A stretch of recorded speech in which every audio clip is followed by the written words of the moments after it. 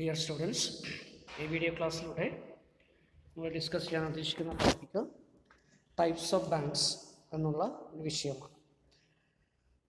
Types of banks. Okay, so on the base of functions, ownership, domicile, etc., bank can be classified into different categories. അല്ലേ? ഇപ്പോൾ ബാങ്കിൻ്റെ ഒരു classification നമ്മൾ നോക്കുകയാണെങ്കിൽ എന്തെല്ലാം ഫങ്ഷൻസ് അത് പെർഫോം ചെയ്യുന്നതിൻ്റെ അടിസ്ഥാനത്തിൽ നമുക്ക് ക്ലാസിഫൈ ചെയ്യാം. അല്ലേ? എങ്ങനെ ക്ലാസിഫൈ ചെയ്യാൻ പറ്റും? ചില ബാങ്കുകൾ ട്രേഡ്, കൊമേഴ്സ് അങ്ങനെയുള്ള കാര്യങ്ങൾക്ക് ലോണും അഡ്വാൻസസും ഒക്കെ കൊടുക്കുന്ന ബാങ്കുകളുണ്ടാകും. അങ്ങനെയുള്ള കാര്യത്തിൽ സ്പെഷ്യലൈസ് ചെയ്തുള്ള ബാങ്കുകൾ നമ്മൾ കൊമേഴ്ഷ്യൽ ബാങ്കുകൾ പറയും. ഇൻഡസ്ട്രീസിന് ഫിനാൻസ് കൊടുക്കുന്ന ബാങ്കുകൾ നമ്മൾ ഇൻഡസ്ട്രിയൽ ബാങ്ക്സ് എന്ന് പറയാം.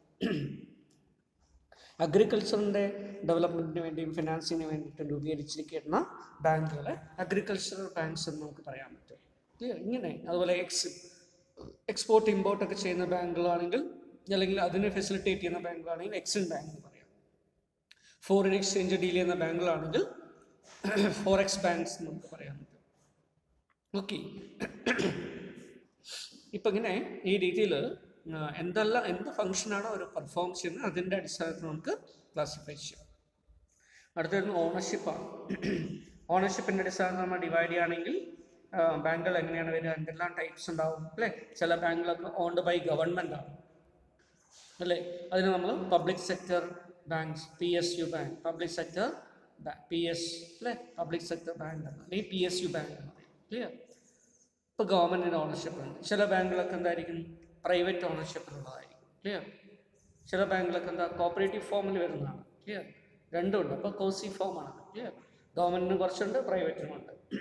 ഈ രീതിയിൽ ഓണർഷിപ്പിൻ്റെ അടിസ്ഥാനത്തിൽ നമുക്ക് ഡിവൈഡ് ചെയ്യാൻ പറ്റും. അതുപോലെ തന്നെ ചില ബാങ്കുകളെ സംബന്ധിച്ചിടത്തോളം ഡൊമൈസൈൽ, അതിൻ്റെ നാഷണാലിറ്റി, അതെവിടെ സ്ഥിതി ചെയ്യും എന്നതിൻ്റെ അടിസ്ഥാനത്തിൽ നമുക്ക് പറയാം. ക്ലിയർ?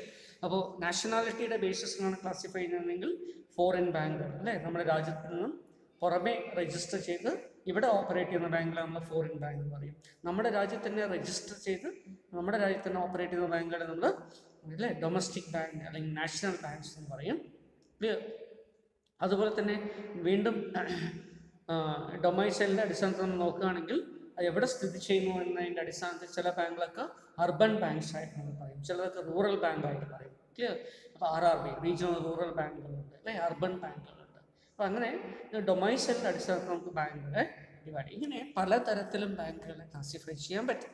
ഓക്കെ, അപ്പം എന്തെല്ലാമാണ് ഇത്തരത്തിൽ വരുന്ന ബാങ്കുകളുടെ പ്രധാനപ്പെട്ട ടൈപ്സ്, അതാണ് നമ്മൾ നോക്കുന്നത്. സോ ഒന്നാമതാണ് commercial bank. So what is commercial bank? So these banks perform all type of banking functions. അപ്പോൾ മിക്കവാറും എല്ലാ തരത്തിലുള്ള ബാങ്കിങ് ഫങ്ഷൻസും പെർഫോം ചെയ്യുന്ന ഇൻസ്റ്റിറ്റ്യൂഷൻസ് ആണ് commercial bank.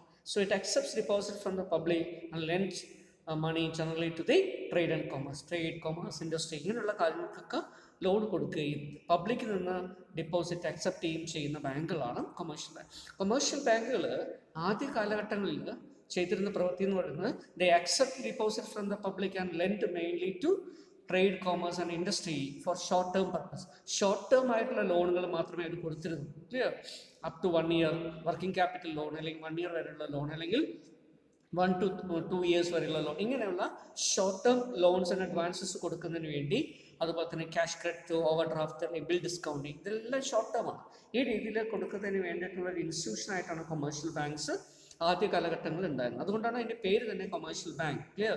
A bank which is intended for giving loans and advances or financial assistance to or financial provisions to the commercial activities. Clear? But commercial nature ഓടുകൂടി commercial activitiesന് operate ചെയ്യുന്ന, അല്ലെങ്കിൽ commercial ഓപ്പറേഷൻസിന് lending ചെയ്യുന്ന ബാങ്കുകളായിട്ടാണ്, short term ആയിട്ട് lend ചെയ്യുന്ന ബാങ്കുകളായിട്ടാണ് ഇൻവെസ്റ്റ് ചെയ്യപ്പെട്ടിട്ടുള്ളത്. പക്ഷേ കാലക്രമേണ അവരെ ഡിപ്പോസിറ്റ് കളക്ട് ചെയ്യുന്നതിലും ലോങ് ടേം ആയിട്ട് വന്നു. അപ്പോൾ ഒരു പീരീഡ് കഴിഞ്ഞപ്പോൾ അക്സെപ്റ്റിംഗ് ഡിപ്പോസിറ്റ് ഫ്രം ദ പബ്ലിക്കാണ്. പബ്ലിക്കിൽ നിന്ന് വാങ്ങുന്ന എമൗണ്ട് പറഞ്ഞാൽ നേരത്തെ സേവിങ്സ് ബാങ്കോ കറണ്ട് അക്കൗണ്ട്. അപ്പോൾ നേരത്തെ കൊമേഴ്ഷ്യൽ ബാങ്കുകളുടെ ആദ്യ കാലഘട്ടങ്ങളിലെല്ലാം പ്രധാനമായിട്ടുണ്ടായിരുന്ന കറണ്ട് അക്കൗണ്ടാണ്. ബിസിനസ്സും ട്രേഡിനും വേണ്ടി മാത്രമുള്ള അക്കൗണ്ടുകളാണ് ഇൻഡിവിജ്വൽസ് അക്കൗണ്ട്സ് എന്നൊരു പ്രോത്സാഹിപ്പിച്ചത്. പക്ഷേ പിന്നീട് എന്തായിട്ട് മാറി, സേവിങ്സ് ബാങ്ക് ഇൻഡിവിജ്വൽസിന് കൂടെ പ്രൊമോട്ട് ചെയ്യുന്നതിന് വേണ്ടി സേവിങ്സ് ബാങ്ക് കൊണ്ടുവന്നു. റിക്കറിങ് ഡിപ്പോസിറ്റ് സ്കീംസ് അല്ലെങ്കിൽ അങ്ങനെ ഈ രീതിയിൽ കൊണ്ടുവന്നു. ക്ലിയർ? അപ്പോൾ സേവിങ്സ് ഡിപ്പോസിറ്റ്സും റിക്കറിങ് ഡിപ്പോസിറ്റ്സും ഒക്കെ സേവിങ്സിന് വേണ്ടി കൊണ്ടുവന്നു. പിന്നീട് അവരെന്ത് ചെയ്യാൻ തുടങ്ങി, they started accepting fixed deposit having maturity up to 5 years or up to 10 years. ഇങ്ങനെ വേരിയഡ് മെച്യൂരിറ്റി ഉള്ള ഡിപ്പോസിറ്റുകൾ അക്സെപ്റ്റ് ചെയ്യാൻ തുടങ്ങി. ഇപ്പോൾ എല്ലാ തരത്തിലുള്ള ഡിപ്പോസിറ്റ് ഇപ്പോൾ അക്സെപ്റ്റ് ചെയ്യുന്നുണ്ട് കൊമേഴ്ഷ്യൽ ബാങ്ക്. ക്ലിയർ? ഇപ്പോൾ ലോങ് ടേം ആയിട്ടും ഷോർട്ട് ടേം ആയിട്ടുള്ള ഡിപ്പോസിറ്റ്സ് ഒക്കെ ഉണ്ട്. ഓക്കെ, ദെൻ ലെൻഡിങ് എന്ന് പറയുമ്പോൾ എന്തായിരിക്കും, loans, advances, cash credit, over draft, bill discounting, ഇങ്ങനെയുള്ള എല്ലാ തരത്തിലുള്ള ലോൺസും അഡ്വാൻസസും. ഇതിൽ ലോൺസ് ആൻഡ് അഡ്വാൻസസ് മാത്രം ഷോർട്ട് ടേമോ മീഡിയം ടേമോ ലോങ് ടേമോ ആവാം. ആദ്യ കാലഘട്ടങ്ങളിൽ ഷോർട്ട് ടേം ലോൺസ് മാത്രമേ കൊടുത്തിരുന്നുള്ളൂ. പക്ഷേ ഇപ്പോൾ എന്തായിട്ട് മാറി, commercial bank have started to providing all type of loans including short term, long, medium term and long term. Clear? അപ്പോൾ എല്ലാ തരത്തിലുള്ള ലോൺസും ഇപ്പോൾ കൊടുക്കുന്നുണ്ട്. So they also rendering number of services. ബാങ്കുകൾ ആദ്യ കാലഘട്ടങ്ങളിലൊക്കെ ബാങ്കിങ് സർവീസ് മാത്രമായിരുന്നെങ്കിൽ ഇപ്പോൾ എന്തായിട്ട് മാറി, നേച്ചറൊക്കെ മാറി. Clear? So nature and scope of the bank has clear widen. അപ്പോൾ എന്ത് ചെയ്തു, അതനുസരിച്ചിട്ട് ഫങ്ഷൻസിലും വ്യത്യാസമാണ്. ഇപ്പോൾ കൊമേഴ്ഷ്യൽ ബാങ്കുകൾ എന്ത് ചെയ്യുന്നു, ഏജൻസി സർവീസുകൾ പ്രൊവൈഡ് ചെയ്യുന്നു. കസ്റ്റമേഴ്സിന് വേണ്ടി ചെക്കുകൾ കളക്ട് ചെയ്യുക, ബില്ലുകൾ കളക്ട് ചെയ്യുക, ബില്ല് പേയ്മെൻറ്റ് ചെയ്യുക, ചെക്ക് പേയ്മെൻറ്റ്, ഇങ്ങനെയുള്ള ഏജൻസി സർവീസസുകൾ പ്രൊവൈഡ് ചെയ്യുന്നുണ്ട്. അതോടൊപ്പം തന്നെ clear safe custody of valuables, locker facilities കൊടുക്കുന്നു. വാല്യുബിൾസും മറ്റുള്ള കാര്യങ്ങൾക്കൊക്കെ സേഫ് കസ്റ്റഡിക്ക് വേണ്ടി പബ്ലിക്കിന് വേണ്ടി കൊടുക്കുന്ന സർവീസസ് ഉണ്ട്. ജനറൽ യൂട്ടിലിറ്റി സർവീസസ് പോലുള്ള അല്ലേ, issue of demand draft, clear fund transfer, ഇങ്ങനെയുള്ള ഒട്ടനവധി ജനറൽ യൂട്ടിലിറ്റി സർവീസസ് പ്രൊവൈഡ് ചെയ്യുന്നുണ്ട്.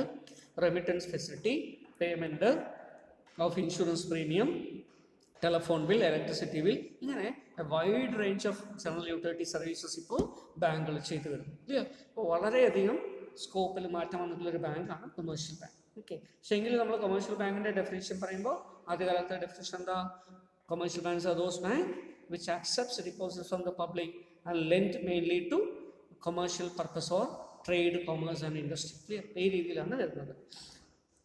ഇപ്പോൾ ഇൻഡസ്ട്രിയൽ ഫിനാൻസ് നേരത്തെ ലോങ് ടേം ആയിട്ടുള്ള ഇൻഡസ്ട്രിയൽ ഫിനാൻസ് ഈ ബിസിനസ് കൊമേഴ്ഷ്യൽ ബാങ്കുകൾ ചെയ്തിരുന്നില്ല. പക്ഷേ ഇപ്പോൾ ലോങ് ടേം ആയിട്ടുള്ള ഇൻഡസ്ട്രിയൽ ഫിനാൻസും ട്രേഡിനും കൊമേഴ്സിനും ഇൻഡസ്ട്രിക്കും ഒക്കെ ലോങ് ടേം ഫണ്ട് കൊടുക്കാൻ തുടങ്ങി. Okay, next one is industrial bank. Industrial banks അല്ലെങ്കിൽ ഇൻഡസ്ട്രിയൽ ഡെവലപ്മെൻറ്റ് ബാങ്ക്സ് എന്നൂടെ പറയും. ഓക്കെ, അപ്പോൾ ഇൻഡസ്ട്രിയൽ ഡെവലപ്മെൻറ്റ് ബാങ്ക്സിൻ്റെ ഉദ്ദേശം അത് രൂപീകരിക്കപ്പെട്ടിരുന്നത്, നമുക്കറിയാം കൊമേഴ്ഷ്യൽ ബാങ്കുകൾക്ക് ലോൺ കൊടുക്കുന്നതിന് ലിമിറ്റേഷൻ അല്ലേ. ആദ്യ കാലഘട്ടങ്ങളിൽ എന്തായിരുന്നു ലിമിറ്റേഷൻ, ഷോർട്ട് ടേം ലോൺസ് മാത്രമേ അത് കൊടുക്കുള്ളൂ. ക്ലിയർ? അപ്പോൾ ലോങ് ടേം പർപ്പസിൽ ലോൺ വേണമെങ്കിൽ എന്ത് ചെയ്യണം, അവർക്ക് കിട്ടില്ല.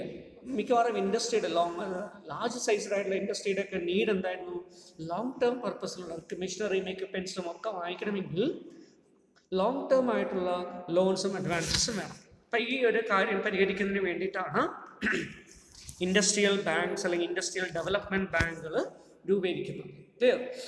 അപ്പോൾ അതുകൊണ്ട് നമ്മൾ ഇന്ത്യയിലെ എക്സാമ്പിൾ പറയുകയാണെങ്കിൽ ഇപ്പോൾ IDBI അല്ലെ, industrial development bank of India, ഇപ്പോൾ അതൊരു ബാങ്ക് കൊമേഴ്ഷ്യൽ ബാങ്കായിട്ടാണ് ഓപ്പറേറ്റ് ചെയ്യുന്നത്. പക്ഷേ അത് ചെയ്യുന്നതിന് മുമ്പ്, ക്ലിയർ, കൊമേഴ്ഷ്യൽ ബാങ്കായിട്ട് മാറുന്നതിന് മുമ്പ് IDBI എന്തായിരുന്നു, ഒരു ഓൾ ഇന്ത്യ ഫിനാൻഷ്യൽ ഇൻസ്റ്റിറ്റ്യൂഷൻ ആയിരുന്നു. ക്ലിയർ? റിസർവ് ബാങ്ക് ഓഫ് ഇന്ത്യയുടെ കീഴിൽ ഇൻഡസ്ട്രിയൽ ഫിനാൻസിന് വേണ്ടി രൂപീകരിക്കപ്പെട്ടിട്ടുള്ള അല്ലെ ഒരു പ്രധാനപ്പെട്ട ഓൾ ഇന്ത്യ ഫിനാൻഷ്യൽ ഇൻസ്റ്റിറ്റ്യൂഷൻ ആയിട്ടാണ് IDBI അറിയപ്പെടുന്നത്. അപ്പോൾ അതുകൊണ്ട് അങ്ങനെയുള്ള ഡെവലപ്മെൻറ്റ് ബാങ്ക്സ്, ഇൻഡസ്ട്രിയൽ ഡെവലപ്മെൻറ്റിനെ വേണ്ടിയിട്ട് രൂപീകരിക്കപ്പെട്ടുള്ള ബാങ്കുകളാണ് industrial development banks. Clear? So it mainly meets the requirement of medium and long-term financial needs of industrial concerns. So they invest their funds in subscribing to shares and debentures of industrial concerns. അവരെന്ത് ചെയ്യുന്നു, so they invest their funds in subscribing to shares and debentures of industrial concern. Industrial യൂണിറ്റുകൾക്ക്, വലിയ വലിയ ഫേമുകൾക്ക്, കമ്പനികൾക്ക് fund ആവശ്യം വരുമ്പോൾ അവരെന്ത് ചെയ്യും, ഡിബഞ്ചറുകളോ ഷെയറുകളൊക്കെ ഇഷ്യൂ ചെയ്യും. അതെല്ലാം സബ്സ്ക്രൈബ് ചെയ്യുന്നു. ഇത് സബ്സ്ക്രൈബ് ചെയ്യുമ്പോൾ അവർക്ക് പൈസ കിട്ടും. ഈ പൈസ ഉപയോഗിച്ചിട്ട് അവർക്ക് ബിസിനസ് ചെയ്യാൻ വന്നിട്ട് ഈ ഡിബഞ്ചറുകൾ അതിൻ്റെ കാലാവധി ആകുമ്പോൾ ഏതാമതി തിരിച്ചു വാങ്ങിച്ചാൽ മതി അല്ലേ. അപ്പോൾ ആ രീതിയിൽ റിഡംഷൻ ചെയ്യാൻ പറ്റും. ഇങ്ങനെ ഡിബഞ്ചറുകളൊക്കെ സബ്സ്ക്രൈബ് ചെയ്യുക, ബോണ്ടുകൾ ഇഷ്യൂ ചെയ്യുമ്പോൾ സബ്സ്ക്രൈബ് ചെയ്യുക, ടേം ലോൺസ് ആയിട്ട് തന്നെ ലോണുകൾ കൊടുക്കുക. ഇതൊക്കെയാണ് അവർ പ്രധാനമായിട്ടും ചെയ്യുന്നത്. എല്ലാം എന്തായിരുന്നു? ലോങ് ടേം ആണ്. Clear? So with objective of providing long term finance to industries promote ചെയ്യപ്പെടണമെങ്കിൽ, ഡെവലപ്മെന്റ് ചെയ്യപ്പെടണമെങ്കിൽ ഇത്തരത്തിലുള്ള ലോങ് ടേം ഫിനാൻസിങ് ആവശ്യമാണ്. അതുകൊണ്ട് അതായിരുന്നു ഇൻഡസ്ട്രിയൽ ഡെവലപ്മെന്റ് ബാങ്ക് ചെയ്തിരുന്നത്. സോ ഇറ്റ് അക്സെപ്റ്റ്സ്, എന്തൊക്കെയാണ് ഇതിന്റെ പ്രധാനപ്പെട്ട function? Number 1, it accepts long term deposits. Clear? ഒരു റെയർ കേസസ് ആണ്, വലുതായിട്ട് ഡിപ്പോസിറ്റ്സ് അക്സെപ്റ്റ് ചെയ്യാറില്ല. ഇനി ചെയ്തിട്ടുള്ള ഡിപ്പോസിറ്റ്സ് സേവിങ്സ് ബാങ്ക് അക്കൗണ്ടോ അല്ലെങ്കിൽ കറണ്ട് അക്കൗണ്ടോ ഒന്നും ചെയ്യില്ല. പകരം എന്ത് ചെയ്യും? ലോങ് ടേം ഡിപ്പോസിറ്റ്സ് പറ്റുമെങ്കിൽ അക്സെപ്റ്റ് ചെയ്യും. Clear? But it is only meagre. Clear? വളരെ കുറഞ്ഞ ലെവൽ മാത്രമേ ഉള്ളൂ. അവരുടെ സോഴ്സ് ഓഫ് ഫണ്ടായിട്ട് നമ്മൾ മിക്കവാറും ഉപയോഗിക്കുന്നത് ദേ ആൾസോ ഇഷ്യൂ ഡിബഞ്ചർ. ക്ലിയർ? ഈ ഡിബഞ്ചർ ഇഷ്യൂ ചെയ്ത് അതിനുള്ള പ്രൊസീഡിങ്സ് ഒക്കെ ഉപയോഗിച്ചിട്ടാണ്. അതുപോലെ സെൻട്രൽ ഗവൺമെൻറ് കോർപ്പസ് ഫണ്ടും ഉണ്ടാവും. ക്ലിയർ? ഇവരുടെ ക്യാപിറ്റൽ ഫണ്ട് ഉണ്ടാവും. അതെല്ലാം ഉപയോഗിച്ചിട്ടാണ്, അല്ലെങ്കിൽ റിസർവ്സ് ആൻഡ് സർപ്ലസ് എല്ലാം ഉപയോഗിച്ചിട്ടാണ് അവർ ലെൻഡിങ് ചെയ്യുക. So it grants long term loans of the industries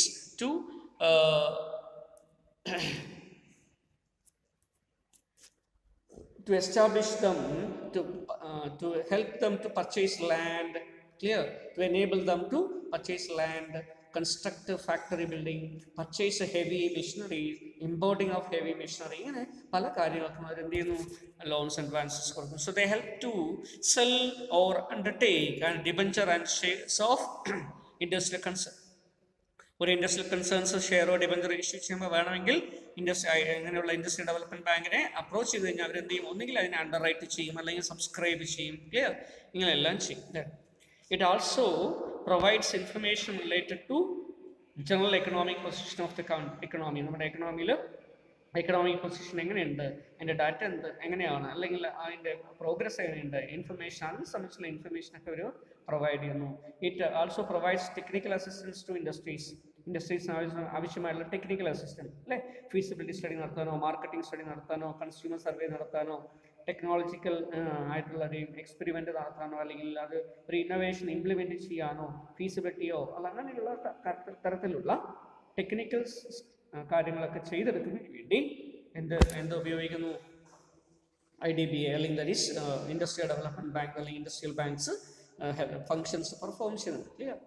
That it provides guidance to customers for purchasing and selling shares of industrial concerns. അതുപോലെ തന്നെ ഏതെങ്കിലും ഇൻഡസ്ട്രിയൽ കൺസേൺസിൻ്റെ ഷെയർസോ ഡിബഞ്ചേഴ്സൊക്കെ സെല് ചെയ്യുന്നതിന് വേണ്ടി, പർച്ചേസ് ചെയ്യുന്നതിന് വേണ്ടി അങ്ങനെയുള്ള കൺസൾട്ടൻസി ഇവർ പ്രൊവൈഡ് ചെയ്യും. എന്തുമാത്രം വർത്തുണ്ട് അങ്ങനെയുള്ള കാര്യങ്ങളൊക്കെ അനലൈസ് ചെയ്ത് കൊടുത്തിട്ട് അതിനനുസരിച്ചുള്ള കൺസൾട്ടൻസി പ്രൊവൈഡ് ചെയ്യുന്നു. It also gives advice to the industrial concerns to make a right type of investment. എവിടെ ഇൻവെസ്റ്റ് ചെയ്യണം? അപ്പോൾ ക്യാപിറ്റൽ ബഡ്ജറ്റിംഗ് ഒക്കെ ചെയ്ത് ഏത് ഇൻവെസ്റ്റ്മെൻ്റ് ആണ് പ്രോഫിറ്റബിൾ എന്നൊക്കെ നോക്കി അങ്ങനെയുള്ള തീരുമാനങ്ങൾ എടുക്കുന്നതിന് വേണ്ടി അങ്ങനെയുള്ള അനാലിസിസ് ഒക്കെ ചെയ്ത് കൊടുക്കുന്നതിനുള്ള ടെക്നിക്കൽ ഫിനാൻഷ്യൽ സ്റ്റഡീസ് ഒക്കെ ചെയ്യുന്ന ഒരു ഫംഗ്ഷനും അവർക്കുണ്ട്. So the industrial banks participate in the management of the industrial concerns by representing them in the board of directors. Industrial concerns പ്രത്യേകിച്ച് ഇൻഡസ്ട്രിയൽ ഡെവലപ്മെന്റ് ബാങ്ക് നൽകുന്ന ലോണുകൾ നൽകിയിട്ടുള്ള, ഡിബഞ്ചറുകൾ നൽകിയിട്ടുള്ള, സബ്സ്ക്രൈബ് ചെയ്തിട്ടുള്ള ബാങ്കുകൾ അല്ലെങ്കിൽ ഇൻസ്റ്റിറ്റ്യൂഷൻസിൽ ഇൻഡസ്ട്രിയൽ കൺസേൺസിൽ അവരെന്ത് ചെയ്യും? They will appoint some of their officers as nominees. Clear? Nominee ഡയറക്ടറായിട്ട് അവർ അപ്പോയിന്റ് ചെയ്യും. അവർ ഡയറക്ടർ ബോർഡിൽ ഉണ്ടാവും. അപ്പോൾ ഡയറക്ടർ ബോർഡ് മീറ്റിംഗ് കൂടുമ്പോൾ അവർ കൂടെ പങ്കെടുക്കും. അപ്പോൾ കമ്പനിയുടെ പ്രവർത്തനങ്ങൾക്കൊക്കെ മോണിറ്ററിങ് ചെയ്യാനും ഇവരുടെ താല്പര്യങ്ങൾ സംരക്ഷിക്കാനും അതനുസരിച്ച് മാനേജ്മെന്റിന്റെ ഫങ്ഷൻസിനൊക്കെ ഓറിയന്റ് ചെയ്യാനൊക്കെ ഇതുവഴി കഴിയും. Clear? Then they give advices to the industry concerns to make right type of investment. Then അവർ മാനേജ്മെന്റിൽ പാർട്ടിസിപ്പേറ്റ് ചെയ്യുന്നു. Then advice is given to the government in matters relating to industrial concerns and industrial development. നമ്മുടെ രാജ്യത്ത് പ്രത്യേകിച്ച് IDBA പോലുള്ള institutions ഒക്കെ നേരത്തെ ഒരു apex ഇൻസ്റ്റിറ്റ്യൂഷനായിട്ട്, industrial ഡെവലപ്മെന്റിന്റെ apex ഇൻസ്റ്റിറ്റ്യൂഷനായിട്ട് പ്രവർത്തിച്ചിരുന്ന ബാങ്കുകളാണ്. അപ്പോൾ അവരെന്ത് ചെയ്യും? They can give advice to the government in relation to or in respect of or in matters related to industrial development of the country. അപ്പോൾ അങ്ങനെയുള്ള കാര്യങ്ങൾക്കൊക്കെ അഡ്വൈസസ് കൊടുക്കുന്നതും ഇവരുടെ ഫംഗ്ഷനായിട്ട് വരാം. So next type of bank is agriculture bank. Agriculture bank അതിൻ്റെ പേര് കേൾക്കുന്ന പോലെ തന്നെ അല്ലേ എന്തുമായി ബന്ധപ്പെട്ടായിരിക്കും? അഗ്രികൾച്ചറിൻ്റെ പ്രൊമോഷൻ, ഡെവലപ്മെൻറ്റ്, അതുപോലെ തന്നെ ഫാർമേഴ്സിൻ്റെ assistance, loans, advances, cash credit, ഇങ്ങനെയുള്ള കാര്യങ്ങൾക്കൊക്കെ വേണ്ടിയിട്ടാണ് അഗ്രികൾച്ചർ ബാങ്ക്സ് ഉള്ളത്. So these banks provides finance to agriculture purpose and in most of the circumstances in countries In most of the countries, agricultural banks are formed on cooperative basis. ഇപ്പോൾ ഇന്ത്യയിലും മിക്കവാറും agriculture ബാങ്കുകളും cooperative ബേസിസിലാണ് operate ചെയ്യുന്നത്. Clear? അപ്പോൾ cooperative organisations നമുക്കറിയാം, rural ഏരിയയിൽ പ്രത്യേകിച്ച് agriculture പ്രദേശങ്ങളിൽ ഉണ്ടാവുന്ന ഓർഗനൈസേഷൻസ് ആണ് അല്ലേ. ഫാമേഴ്സ് എല്ലാം കൂടി ചേർന്ന് അവരുടെ വെൽഫെയറിന് വേണ്ടി, എക്കണോമിക് ഇൻട്രസ്റ്റ് പ്രൊട്ടക്ട് ചെയ്യുന്നതിന് വേണ്ടി എന്ത് ചെയ്യുന്നു, they themselves associate together to form a cooperative society.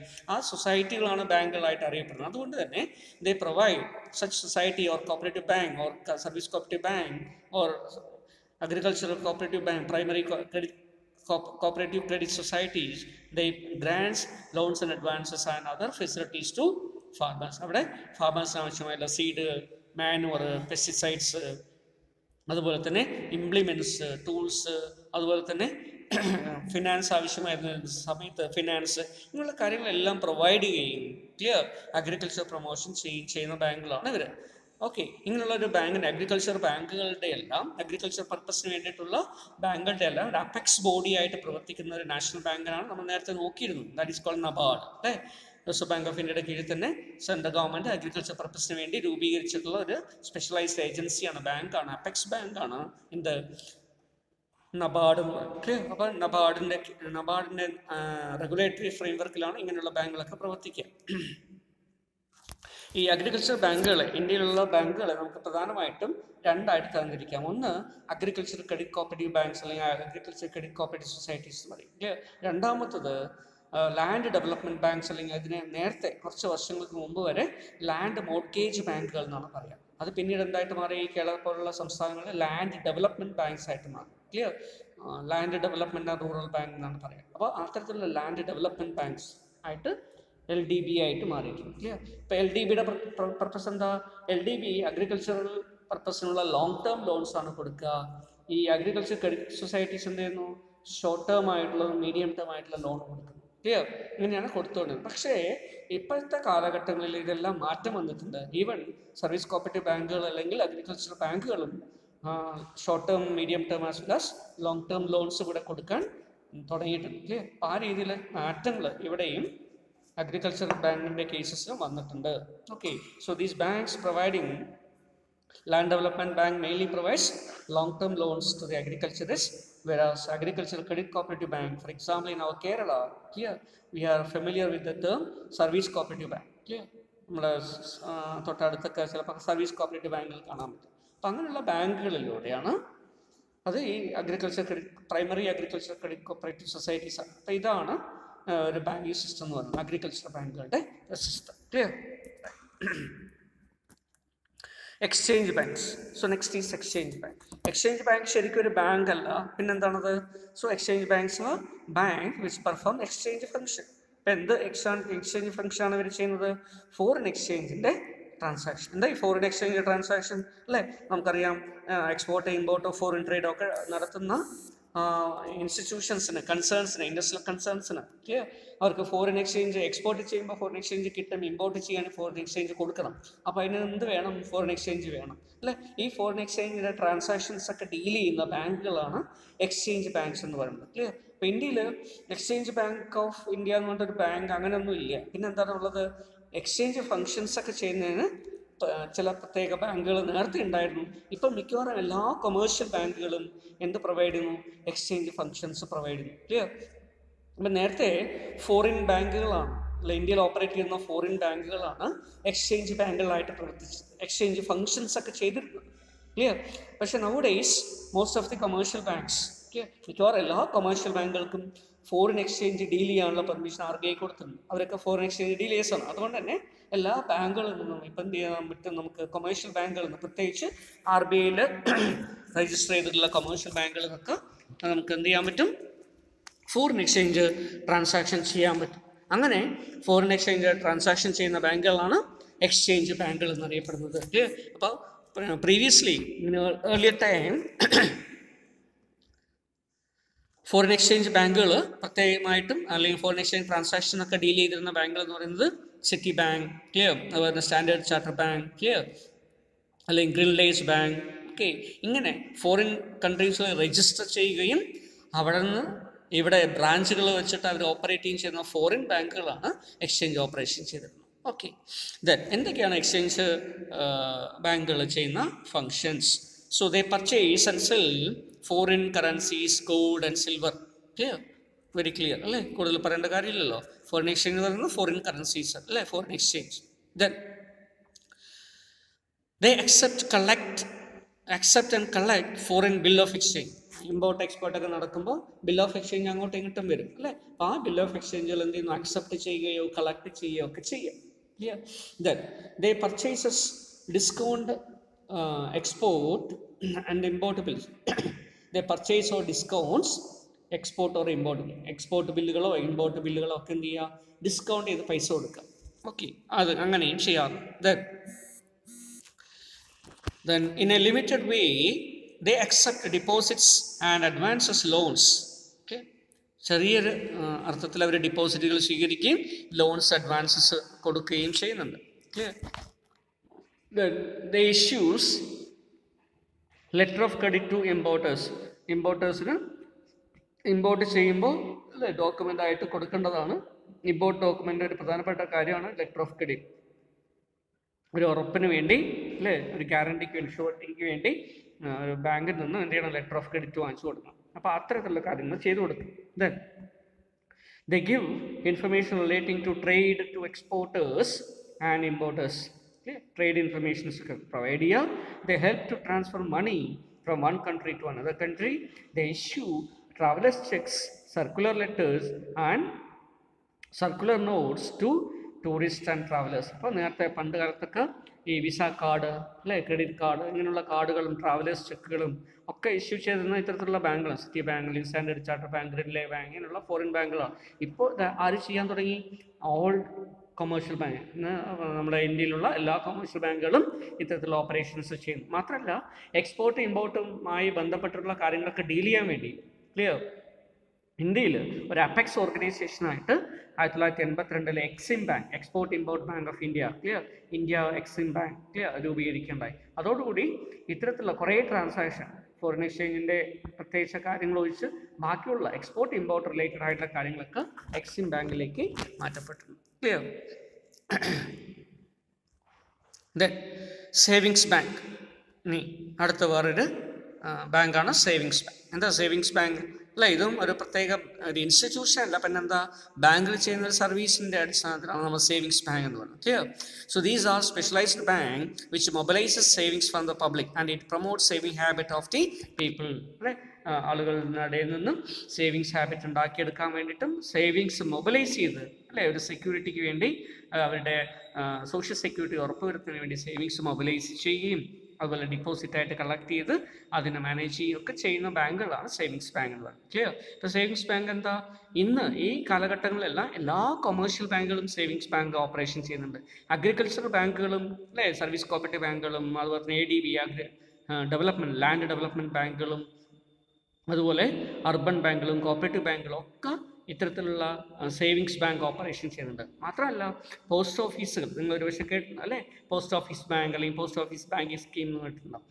Post ഓഫീസിലും സേവിങ്സ് ബാങ്ക് സ്കീംസ് ഉണ്ട്. അപ്പോൾ ഇങ്ങനെ സേവിങ്സ് ബാങ്ക് എന്ന് പറയുന്നത് ആളുകളുടെ ഇടയിൽ, പബ്ലിക്കിൻ്റെ ഇടയിൽ സേവിങ്സ് ഹാബിറ്റ് ഉണ്ടാക്കിയെടുക്കുന്നതിന് വേണ്ടിയും സേവിങ്സ് മൊബിലൈസ് ചെയ്യാൻ വേണ്ടിയിട്ടും അതിനനുസരിച്ചുള്ള പ്രോഡക്ട്സ് കൊടുത്തുകൊണ്ട് ആളുകളിൽ നിന്ന് ഡിപ്പോസിറ്റ് കളക്ട് ചെയ്യുന്ന അല്ലേ ബാങ്കുകളെയാണ് സേവിങ്സ് ബാങ്ക് എന്ന് പറയുന്നത്.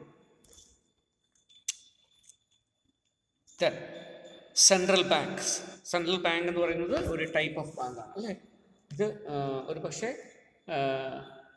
നമ്മൾ കേട്ടിട്ടുണ്ടോ, ബാങ്കുകളെല്ലാം നിയന്ത്രിക്കുന്നതിന് വേണ്ടി ഒരു സെൻട്രലൈസ്ഡ് ഏജൻസി ആയിട്ട് അല്ലേ, റെഗുലേറ്ററായിട്ട് ഡിസൈൻ ചെയ്തിട്ടുള്ള ബാങ്കുകളാണ് സെൻട്രൽ ബാങ്ക്സ് എന്ന് പറയും.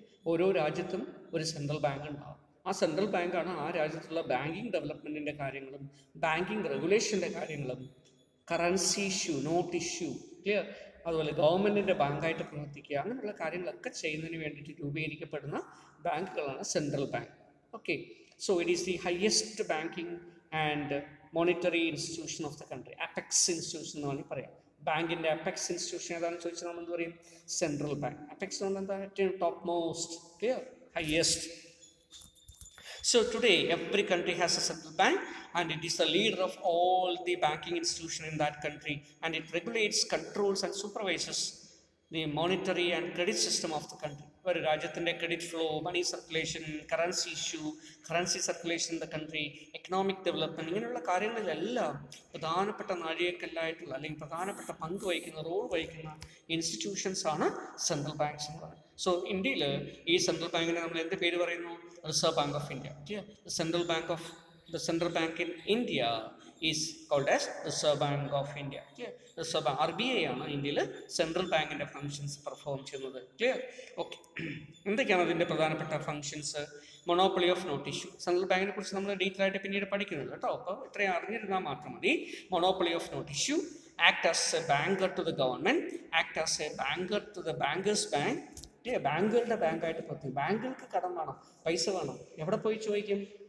സെൻട്രൽ ബാങ്കിൽ എടുത്ത് ചോദിക്കും. ബാങ്കുകളുടെ കൈവശം കുറേ പൈസ ഉണ്ട്, എവിടെ കൊണ്ട് നിക്ഷേപിക്കും? അവർക്ക് സെൻട്രൽ ബാങ്കിൽ കൊണ്ട് നിക്ഷേപിക്കാം. അപ്പോൾ ഗവൺമെൻറ്റിൻ്റെ ബാങ്കായിട്ടും ബാങ്കുകളുടെ ബാങ്കായിട്ടും ഒക്കെ പ്രവർത്തിക്കും. കൺട്രോളർ ഓഫ് ക്രെഡിറ്റ്, ഒരു രാജ്യത്തുള്ള credit flow, loans and advances ഇതെല്ലാം നിയന്ത്രിക്കുന്നത് ഇവരായതുകൊണ്ട് കൺട്രോളർ ഓഫ് ക്രെഡിറ്റ് എന്ന് പറയുന്നു. It is A custodian of foreign exchange reserve. ഒരു രാജ്യത്തുള്ള ഫോറിൻ എക്സ്ചേഞ്ച് റിസർവ്സിൻ്റെയൊക്കെ സൂക്ഷിപ്പുകാരനാണ് ആര്? Central bank. അപ്പോൾ ഇന്ത്യയിൽ വരുന്ന എല്ലാ ഫോറിൻ എക്സ്ചേഞ്ചുകളുടെയും കസ്റ്റോഡിയനാരാണ് RBI. അതുകൊണ്ടാണ് പല കാര്യങ്ങൾക്കും RBIയുടെ പെർമിഷൻ വേണമെന്ന് പറയുന്നത്. Clear? It act as A lender of the last resort. Clear? ബാങ്കുകൾക്ക് എവിടെയും ലോൺ കിട്ടുന്നില്ല, അസിസ്റ്റൻസ് കിട്ടുന്നില്ലെങ്കിൽ അവസാനം സമീപിക്കാൻ പറ്റുന്ന lender of the last resort, ഏറ്റവും അവസാനം നമുക്ക് വേണമെങ്കിൽ പോയി ചോദിക്കാൻ പറ്റുന്ന ഒരു ഏജൻസിയാണ് സെൻട്രൽ ബാങ്ക്. ക്ലിയർ? അതുകൊണ്ട് എന്ത് പറയുന്നു? Lender of the last resort. Clear? Then it functions as the bank of central clearance, settlement and transfer. ഒരു രാജ്യത്തുള്ള ക്ലിയറിംഗ് ഓപ്പറേഷൻ. എന്താണ് ക്ലിയറിംഗ് ഓപ്പറേഷൻ എന്നൊക്കെ നമ്മൾ സെൻട്രൽ ബാങ്ക് പഠിക്കാം. അപ്പോൾ ക്ലിയറിംഗ് എന്ന് പറഞ്ഞാൽ എന്താ?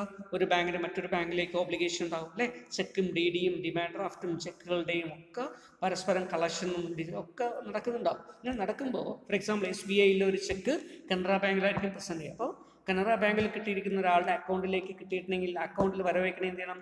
കനറ ബാങ്കിന് SBI പൈസ കൊടുക്കണം. ക്ലിയർ? അതുപോലെ തന്നെ കനറ ബാങ്കിൻ്റെ ഒരു ചെക്ക് ചിലപ്പോൾ യൂണിയൻ ബാങ്ക് ഓഫ് ഇന്ത്യയിൽ ഉണ്ടാവും. അപ്പോൾ കനറ ബാങ്ക് യൂണിയൻ ബാങ്കിലേക്ക് പൈസ കൊടുക്കണം. ഇങ്ങനെ പരസ്പരം അങ്ങോട്ടും ഇങ്ങോട്ടും ഉണ്ടാവും. ക്ലിയർ?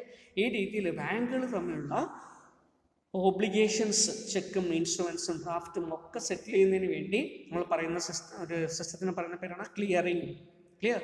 Clearing house. അത് ചെയ്യുന്ന ഏജൻസി അല്ലെങ്കിൽ ആ പ്ലേസിനെയാണ് ക്ലിയറിംഗ് ഹൗസ് എന്ന് പറയാം. ക്ലിയർ? ഇങ്ങനെയുള്ള ക്ലിയറിംഗ് ഓപ്പറേഷനൊക്കെ ചെയ്യുക. അത് സെൻട്രൽ ക്ലിയറൻസ് എന്നാണ് പറയുന്നത്. ക്ലിയർ? അപ്പോൾ ബാങ്കുകൾ സാധാരണ ഇതിൽ അവരുടെ ലൊക്കാലിറ്റി തന്നെ ഇത് ക്ലിയർ ചെയ്യും. അതൊന്നും ചെയ്യാൻ പറ്റാത്ത അവസരത്തിൽ ബാങ്കുകൾ തമ്മിലുള്ള ടോട്ടൽ ക്ലിയറൻസിന് വേണ്ടിയിട്ട് എന്ത് ചെയ്യും? RBIയിലേക്കാണ്, സെൻട്രൽ ബാങ്കിലേക്കാണ് വരിക. അതുപോലെ സെറ്റിൽമെൻറ്റ്, ബാങ്കുകൾ തമ്മിലുള്ള സെറ്റിൽമെൻറ്റിന് വേണ്ടി, ട്രാൻസ്ഫറിന് വേണ്ടി ഒക്കെ ഒരു സെൻട്രൽ ഏജൻസി ആയിട്ട് എന്ത് പ്രവർത്തിക്കുന്നു? സെൻട്രൽ ബാങ്ക് പ്രവർത്തിക്കുന്നു. ഇതൊക്കെയാണ് സെൻട്രൽ ബാങ്കിൻ്റെ ഫംഗ്ഷൻ. ഇതുപോലെ തന്നെ വേറെയും ചില ബാങ്കുകളുണ്ട്, ഇൻ്റർനാഷണൽ ബാങ്കുകൾ. ക്ലിയർ? അതൊരു എക്സാമ്പിളാണ് world bank. Clear? IMF, world bank, ഇതൊക്കെ കേട്ടിട്ടുണ്ടാവും അല്ലേ? രണ്ടോ ഒന്നാണോ? അല്ല. വേൾഡ് ബാങ്ക് എന്ന് പറഞ്ഞാൽ IBRD എന്ന് പറയും. Clear? International bank for reconstruction and development എന്ന് പറയുന്നതാണ് വേൾഡ് ബാങ്കിൻ്റെ ശരിക്കുള്ള പേര്. Clear? So world bank stand for international bank for reconstruction and development, IBRD. ഈ IBRDയെ ആണ് വേൾഡ് ബാങ്ക് നമ്മൾ കോമൺ ആയിട്ട് അറിയപ്പെടുന്നത്. ക്ലിയർ? ഇത് അമേരിക്കയിലാണ് ഉള്ളത്. സെക്കൻഡ് വേൾഡ് വാറിൽ, രണ്ടാം ലോകയുദ്ധത്തിൽ മിക്കവാറും രാജ്യങ്ങളിൽ ഒട്ടനവധി നാശനഷ്ടങ്ങൾ ഉണ്ടായി അല്ലേ? അപ്പോൾ ഇതിനൊക്കെ റീബിൽഡ് ചെയ്യണം. ഇൻഡസ്ട്രീസ് ഒക്കെ തകർന്നു, പാലങ്ങളും റോഡുകളും ഒക്കെ തകർന്നു പോയി. ക്ലിയർ? ഇതിനൊക്കെ റീബിൽഡ് ചെയ്യണമെങ്കിൽ എന്ത് ചെയ്യണം? ഫിനാൻഷ്യൽ അസിസ്റ്റൻസ് പ്രൊവൈഡ് ചെയ്യണം. അങ്ങനെയുള്ള റീകൺസ്ട്രക്ഷൻ ആൻഡ് ഡെവലപ്മെൻറ്റിന് വേണ്ടി രൂപീകരിക്കപ്പെട്ടുള്ള ഒരു ബാങ്കാണ് IBRD അല്ലെങ്കിൽ വേൾഡ് ബാങ്ക്. അതുപോലെ തന്നെയുള്ള ഒരു ഉദ്ദേശത്തോടുകൂടി ഡെവലപ്പ് ചെയ്തതാണ് ഇത് IMF, ഇൻ്റർനാഷണൽ മോണിറ്ററി ഫണ്ട് എന്ന് പറയുന്നത്. ക്ലിയർ? ഇപ്പോൾ രാജ്യങ്ങൾക്കാണ് ഇവർ സാധാരണ ഇതിൽ എന്ത് ചെയ്യുക? കടങ്ങൾ കൊടുക്കുക. ക്ലിയർ? ദെൻ വേൾഡ് ബാങ്കും IMF രണ്ടും അമേരിക്കയിൽ തന്നെയാണ് ഉള്ളതാണ്, US തന്നെ ഉള്ളതാണ്. ക്ലിയർ? ഇവർ 1944 ഒരു കൺവെൻഷൻ അനുസരിച്ചിട്ടാണ് ഇത് രൂപീകരിക്കപ്പെടുന്നത്. ക്ലിയർ? 1944 and 45. ക്ലിയർ? പ്രത്യേകിച്ച് 1945 ശേഷം വേൾഡ് ബാങ്ക് അല്ലേ, ലോകമഹായുദ്ധമൊക്കെ അവസാനിച്ചതിന് ശേഷം റീകൺസ്ട്രക്ഷൻ ആൻഡ് ഡെവലപ്മെൻറ്റിന് വേണ്ടി ഉള്ള ഒരു കാര്യത്തിന് വേണ്ടി ഡെവലപ്പ് ചെയ്തതാണ്. ഓക്കെ. അതുകൊണ്ട് ഈ വേൾഡ് ബാങ്കിനെയും IMFനെയും ഒരേ സമയം ഏകദേശം രൂപീകരിക്കപ്പെട്ടതുകൊണ്ട് തന്നെ ട്വിൻ സിസ്റ്റേഴ്സ് എന്നാണ് പറയപ്പെടുന്നത്. Clear? Okay. So World Bank has formed to providing long-term loans for the purpose of reconstruction of the war-damaged economies and less developed countries. പ്രത്യേകിച്ച് അവർ കോൺസെൻട്രേറ്റ് ചെയ്യുന്നത് LDC എന്ന് പറയും അല്ലേ, ലീസ്റ്റ് ഡെവലപ്ഡ് കൺട്രീസ് അല്ലെങ്കിൽ developing countries, ഇവർക്കൊക്കെ loan കൊടുക്കാൻ വേണ്ടിയിട്ടാണ് രൂപീകരിക്കപ്പെട്ടിട്ടുള്ളത്. Okay. So the next is new development bank BRICS. അപ്പോൾ ഇതിന് പുറമെ ഇവിടെ ബ്രിക്സ് ബാങ്കാണ് കൊടുത്തിരിക്കുന്നത്. ക്ലിയർ? ബ്രിക്സ് ഇത് റീസെൻ്റ്ലി ഒറിജിനേറ്റ് ചെയ്ത ഒരു ബാങ്കാണ്, ബ്രിക്സ് ബാങ്ക് എന്ന് പറയും. ക്ലിയർ? ഇൻഡ് ബ്രിക്സ് അല്ലെങ്കിൽ ബ്രിക്സ് ബാങ്ക്. ഓക്കെ. ബ്രിക്സ് എന്ന് പറയുന്നത് ഒരു ഇൻ്റർനാഷണൽ ഫോറാണ്, മൾട്ടിനാഷണൽ ഏജൻസിയാണ്. ക്ലിയർ? അതെന്താണ്? Stand for 5 nation. ഏതൊക്കെയാണ്? Brazil, Russia, India, China and South Africa. Clear? ഈ രാജ്യങ്ങളെല്ലാം കൂടിച്ചേർന്നുകൊണ്ട് ഈ രാജ്യങ്ങളിലുള്ള ഇൻഡസ്ട്രിയൽ ഡെവലപ്മെൻറ്റോ എക്കണോമിക് ഡെവലപ്മെൻറ്റിനൊക്കെ വേണ്ടി ഫണ്ടിങ് ആൻഡ് ഫിനാൻസിങ് പ്രൊവൈഡ് ചെയ്യുന്നതിന് വേണ്ടി ഒരു മൾട്ടിലാറ്ററൽ ഏജൻസി രൂപീകരിക്കണം, ഇൻ്റർനാഷണൽ ഏജൻസി രൂപീകരിക്കേണ്ടത്. മൾട്ടിലാറ്ററൽ എന്ന് പറയുന്നത് ഒന്നിൽ കൂടുതൽ രാജ്യങ്ങൾ പാർട്ടിസിപ്പേറ്റ് ചെയ്തുകൊണ്ട് രൂപീകരിക്കണം. അങ്ങനെ ഒരു ഡെവലപ്മെൻറ്റ് ബാങ്ക് രൂപീകരിച്ചു. അതിനെയാണ് ബ്രിക്സ് ബാങ്ക് എന്ന് പറയുന്നത്. ക്ലിയർ? അപ്പോൾ ബ്രിക്സ് ബാങ്ക് എന്ത് ചെയ്യുന്നു? ഈ 5 രാജ്യങ്ങളിലും എന്ത് ചെയ്യുന്നു? ഫണ്ടിങ് അവരുടെ കോൺട്രിബ്യൂഷനോടുകൂടി ഫണ്ട് മൊബിലൈസ് ചെയ്തിട്ട് ആവശ്യമുള്ള സ്ഥലങ്ങളിലെ ഇൻഡസ്ട്രിയൽ ഡെവലപ്മെൻറ്റോ എക്കണോമിക് ഡെവലപ്മെൻറ്റോ സോഷ്യൽ ഡെവലപ്മെൻറ്റോ ഇങ്ങനെയുള്ള ഇൻഫ്രാസ്ട്രക്ചർ ഡെവലപ്മെൻറ്റോ ഇതിനൊക്കെ വേണ്ടിയിട്ട് എന്ത് ചെയ്യുന്നു? ഫണ്ടിങ് ചെയ്യുന്നു. ക്ലിയർ? ഇതാണ് ബ്രിക്സ് ബാങ്കിൻ്റെ പ്രത്യേകത.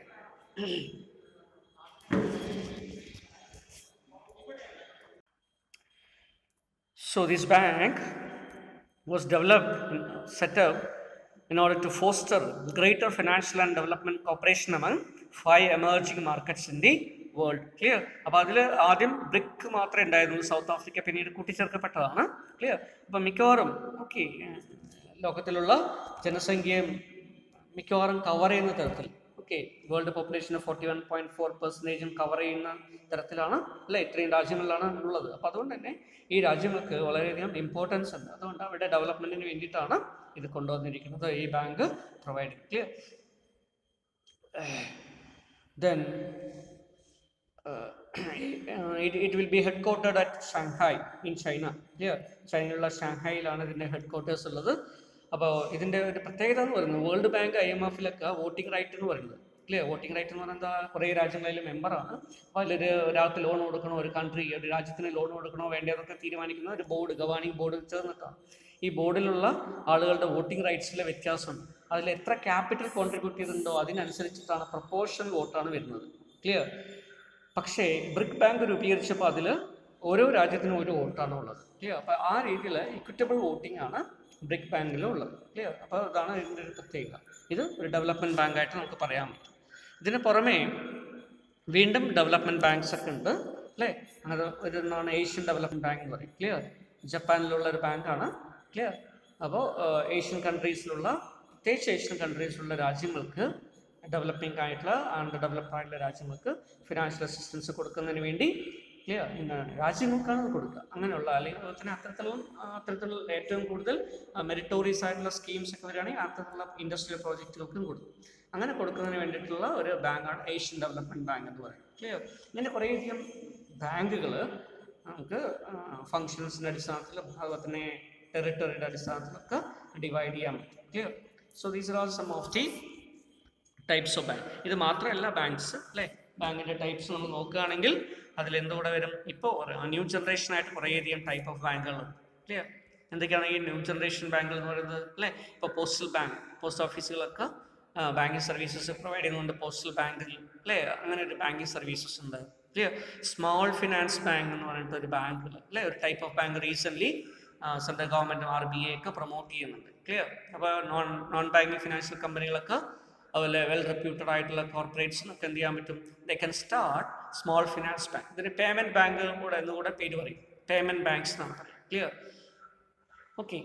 ഇപ്പോൾ ഈ രീതിയിൽ വരുന്ന പേയ്മെൻറ്റ് ബാങ്കുകളും സ്മോൾ ഫിനാൻസ് ബാങ്കുകളും ക്ലിയർ ഒക്കെ ഉണ്ട്. ഇതിനെക്കുറിച്ചൊക്കെ നമ്മളൊരു വീഡിയോ നേരത്തെ അയച്ചു തന്നിരുന്നു. നിങ്ങളത് കണ്ടിട്ടുണ്ടാവും അല്ലെങ്കിൽ അത് മനസ്സിലാക്കിയിട്ടുണ്ടാവുമെന്ന് വിചാരിക്കുന്നു. ഓക്കെ.